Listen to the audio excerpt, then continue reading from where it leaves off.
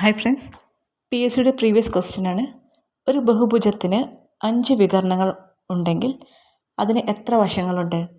ഇവിടെ നമ്മൾ ഓർക്കേണ്ട ഫോമുലയാണ് n വശങ്ങളുള്ള ഒരു ബഹുഭുജത്തിൻ്റെ വികർണം കാണാനുള്ള ഫോമുല n × n-3/2. ഈ ക്വസ്റ്റ്യനിൽ വികർണം തന്നിട്ടുണ്ട് 5 എണ്ണമാണെന്ന് നമുക്കറിയാം. അതുകൊണ്ട് n × n-3/2 = 5. ഇതിൽ നിന്ന് നമുക്ക് n² - 3n - 10 = 0 എന്നാക്കാം. ഇതിൽ നിന്ന് n - 5 × n+2 = 0. നമുക്ക് ഉത്തരം കിട്ടിയിരിക്കുന്നത് n = ഒന്നുകിൽ 5 ആകാം, അല്ലെങ്കിൽ -2 ആകാം. അപ്പോൾ നമ്മൾ പോസിറ്റീവ് വാല്യൂ ആണ് എടുക്കുന്നത്. n = 5.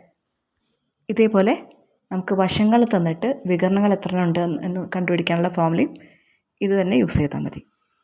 അവിടെ n ൻ്റെ സ്ഥാനത്താണ് നമുക്ക് വാല്യൂ കൊടുക്കേണ്ടത്. വികർണങ്ങളാണ് നമ്മൾ കണ്ടുപിടിക്കേണ്ടത്.